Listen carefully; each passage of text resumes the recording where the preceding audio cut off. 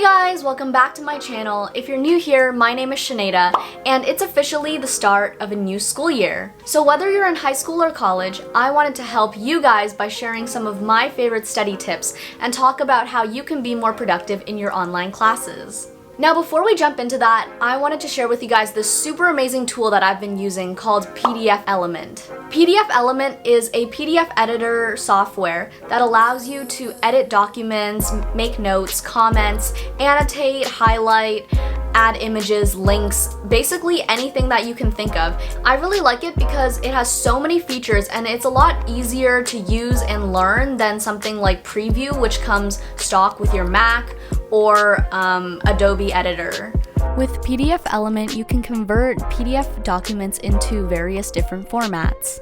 So for example, I want to convert this essay into a Word document, so all I have to do is go up to File, Export, and then Word. Another really cool feature about PDF Element is that they can convert scanned documents into PDF documents. So, for example, this is a page from a book that I'm reading called All You Need to Know About Music Business.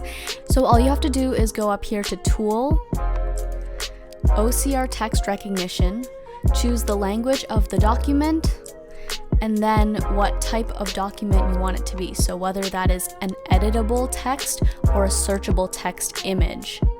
So let's do editable text and then click Perform OCR. And now when I open it, I should be able to highlight certain words.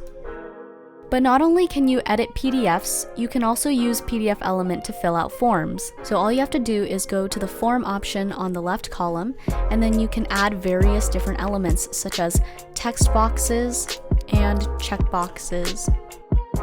You can download the free trial of PDF Element by clicking the link in the description box below, or you can also get $60 off of your purchase by clicking the promo link in the description.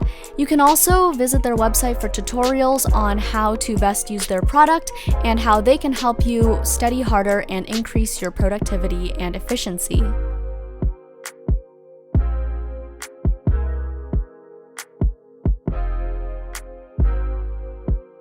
Tip number 1, make a to-do list. Now honestly, I don't know where I would be without my to-do list.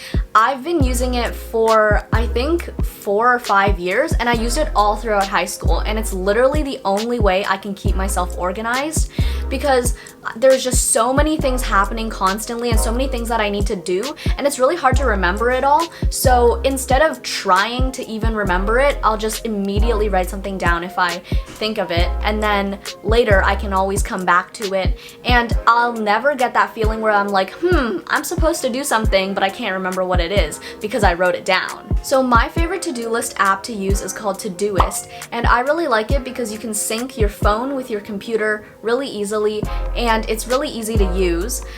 You can sort things by date, by importance, and it also has this new feature where it'll help you schedule your time. So for example, if I want to book something tomorrow, all I have to do is type in do laundry tomorrow, and then it'll immediately set the reminder to tomorrow. Tip number 2, wake up early and do work. So I'm definitely a night owl. I love staying up until like 1 or 2 a.m. doing work, and I don't really get tired that often. But when I wake up at noon or 1 p.m., I'll have lunch, and then it'll be like 4 p.m. before I actually sit down and start working. So I find it really hard to manage my time that way, and when I wake up earlier at around like 9 a.m. or 10 a.m., I feel like I can get a lot more done in the day, and it just feels longer because you're actually taking advantage of like all the sunlight that's out, and whether that's like going for a run in the morning or just waking up early to do some homework before class. Also, not to get super scientific, but your brain does get tired throughout the day, and when it's nighttime, it's harder for you to focus and retain the information that you're learning. So definitely studying in the morning is a really good habit for your mental and physical health. Tip number 3, put your phone and laptop on Do Not Disturb. This one's pretty obvious. Of course, your phone can be really distracting when you're trying to study and you just keep getting notifications. So I try to put my phone on Do Not Disturb for at least 1 or 2 hours, and then I'll take like a study break where I can check my phone, answer messages, and do anything else that I need to do before I go back to studying and I turn on Do Not Disturb again. And I also have notifications on my laptop, so it's really tempting to just keep checking messages and then get lost in like the group chat conversations when I'm trying to study. So that's a really good tip to use. Tip number 4, aim to complete a task. What I mean by this is when you're trying to do something or finish some homework, make sure that your aim is to finish the whole thing and not just part of it. Because especially when you get to college, there's a lot of work and the homework can be like 2 or 3 hours, and you want to try to aim to complete one class's homework in one sitting so that you're not just procrastinating and putting it off and saying, oh, I'll just do it at a later date. A really useful tip for this is also to use a homework app, similar to the to-do list app, but I like to separate those just because homework is like very specific. And the one I use is called MyHomework, and it's super great because you can set the class, the type of assignment, the due date, and it's really easy to organize your schedule. This tip also doesn't just apply to homework, but it applies to basically everything else that you do.